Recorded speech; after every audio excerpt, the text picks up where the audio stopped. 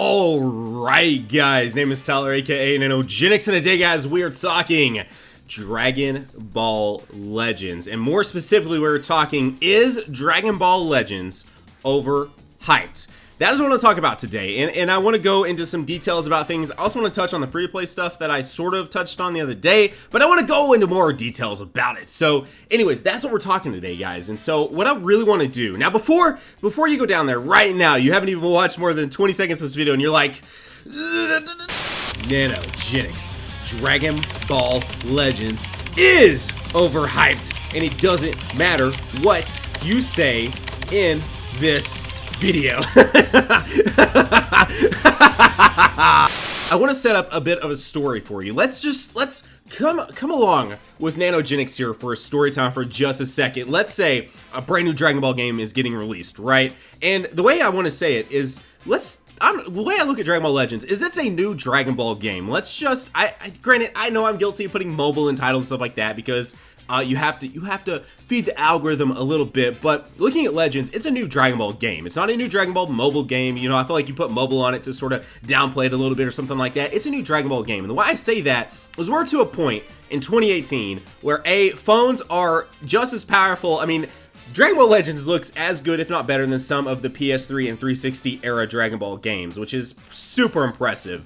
But Dragon Ball Legends is on a platform that is much grander, much greater than the amount of PCs in the world, the amount of PS3s, 360s, Xbox Ones, PS4s, etc. Because there are, now granted, Dragon Ball Legends does require a bit of a more powerful phone, but at least for Dokkan's sake, there are more devices that can play Dokkan Battle than there are anything else, because mobile is such a large and continually expanding platform. There's no denying that. Now, someone who's been a console gamer since birth, like literally I was 2 years old and got a Sega Genesis controller put in my hand, and I've been playing consoles ever since then. Never, when the iPhones came out, and I got like an iPhone 3GS, I think was my first real smartphone. Never did I think I'd become such a mobile gamer. I play so much more Dokkan than console games. I'm even playing Denmachi Memoria Freeze right now more than console games. Never did I think I'd be to a point to where I'm playing games that fit into my pocket more than games that are on my big screen or, you know, my monitor or whatever. But that's where we're at. So approaching Dragon Ball Legends as just a new Dragon Ball game instead of it just being a new mobile game. Let's set this scenario up for you. New Dragon Ball game, guys. Roster. Here we are.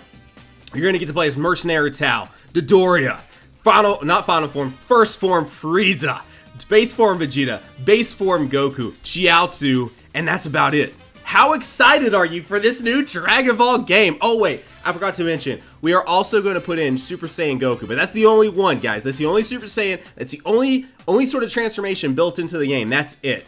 How excited are you for this game, all right? How excited are you? You're probably not, all right, guys? You're probably not. The thing about it is I've been seeing a lot of stuff about how this game is overhyped, or I played this game for an hour, I'm done with it, I'm not going to touch it ever again. Well, for one, you played a beta.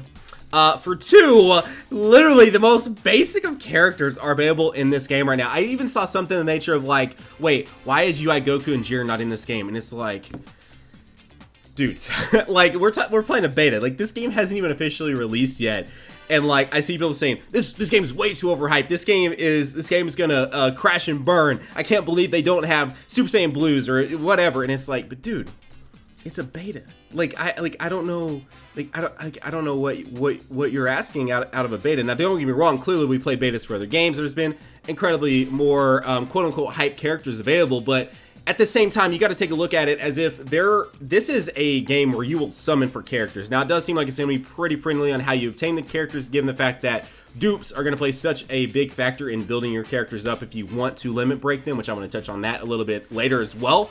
But if I told you that was the roster for Xenoverse 3, or that was the roster for, let's go back a few months, before Fighters released, that's the roster for Fighters, you would be like, no. You'd be like, nah, I'm going to pass on that. I'm out. I'm done. Like, are you kidding me? Base forms, first forms of all these characters, and only one Super Saiyan Goku, like, in 2018, like, no, I'm out. Like, forget Xenoverse 3, forget Dragon Ball Fighters, forget all of it. I'm done. And, like, so to be judging your gameplay that you've played, which has one event, 4 story missions, and PvP, I don't really know how you were saying this game has been overhyped from that. Now, have I hyped this game up?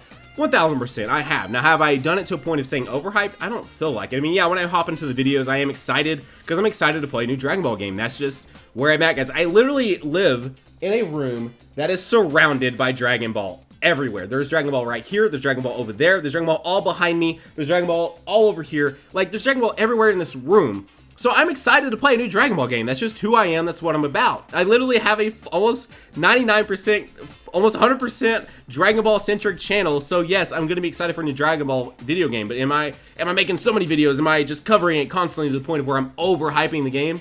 I don't feel like it. Now, if you yourself are in a friend circle where everyone is talking about Legends, you may be to a point where, like, bro, I'm so tired of hearing about this game. Like, this game is way too overhyped. It's not going to live up to this, blah, blah, blah, blah, blah. Sure, yeah, that might be, from your perspective, it might feel overhyped, but everyone else is like, no, you know, I'm ready to give this game a chance. I'm ready to hop in, see what this game has to offer and everything else. So, anyway, the whole point of me making this video is because I kept seeing that constantly, and I just wanted to address it, and I'm just like, no, like, dude, no, like to sit here and judge a game off of 2 betas, essentially, that had all the same, except they included a scout mission, which was a very big insight to how you're going to be able to obtain cards in a free way, is very exciting. So no, to judge this game based on what we've seen so far is just wrong and probably not the right way to be doing it. So no, I don't think this game is I don't think this game is overhyped. You guys can feel free to go down there right now. Let me know if you think this game is overhyped, how you're feeling about the game. Do you think I've overhyped it? If I have, my apologies. That was never my full intentions of doing that. But no. This game has a roadmap that probably extends beyond our imagination. It's for several years. That will release plenty of characters. It's being developed by Dimps. We already know they've made a UI Goku, they've made a Jiren, they've made a Ranger 17.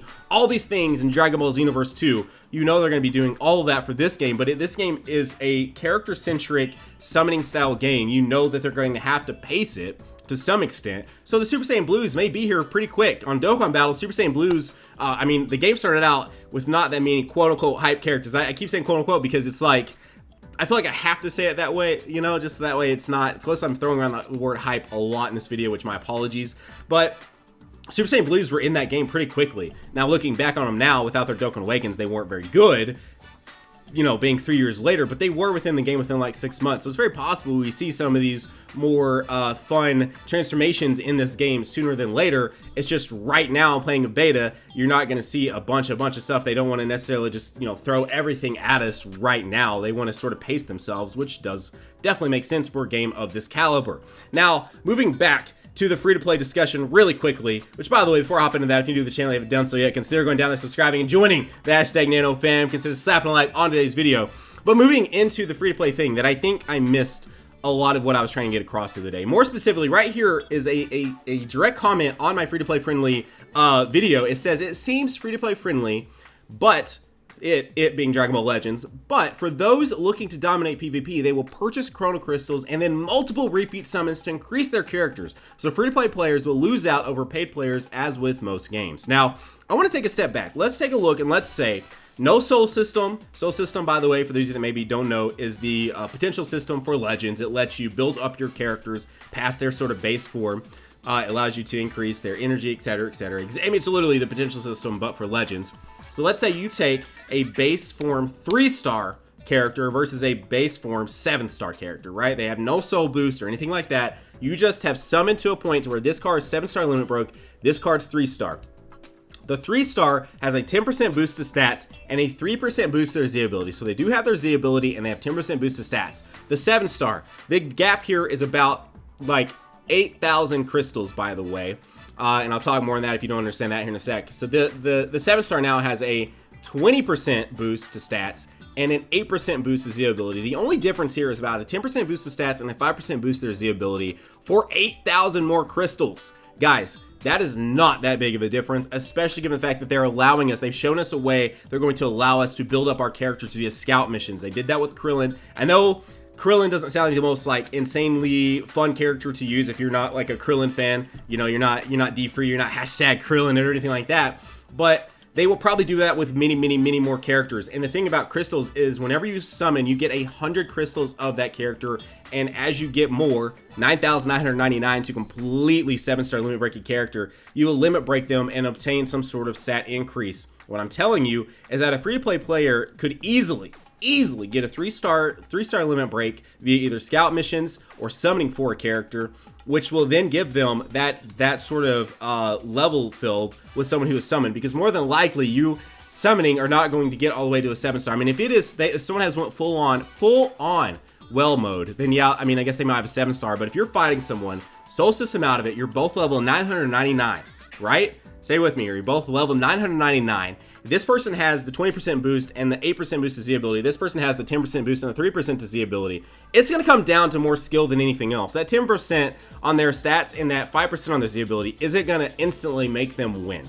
Because if you are able to outplay them, you are going to win. The person that's going to play better is still going to win in that scenario. Another thing too, is I'm putting it at the full extreme here. It's very possible you have a 4 or a 5-star limit broke because you've done your scout missions, you've summoned here and there, and you have a 4 or 5-star, and it's very possible that 7-star person isn't 7, they might be 5 or 6 as well. Because getting to 9,909 crystals of one character is going to probably be pretty intense once we actually hop in and start summoning for stuff. So it's something that we'll have to flesh out a little bit more once the game actually releases, but as of my stance on it, I don't feel like the game's been overhyped at all. I'm very excited for the game, and I'm very, very, very, very ready to hop in and start playing this game and start seeing what all characters they want to release. So I'm beyond excited for Dragon Ball Legends. You guys know there's gonna be tons of content on the channel for it. We're still gonna play Dokkan Battle and all of that, but we will absolutely throw in Legends here and there too. So guys, have a great day. Keep on keeping on. As I said, if you're new to the channel, feel free to go down there, subscribe, and join the hashtag NanoFam today, because there's slapping a like on today's video, as well as don't forget to join in on the conversation down below. Do you feel like it's overhyped? Are you excited for it?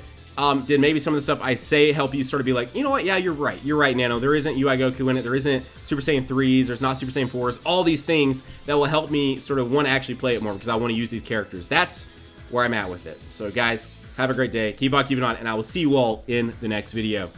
Bye, guys.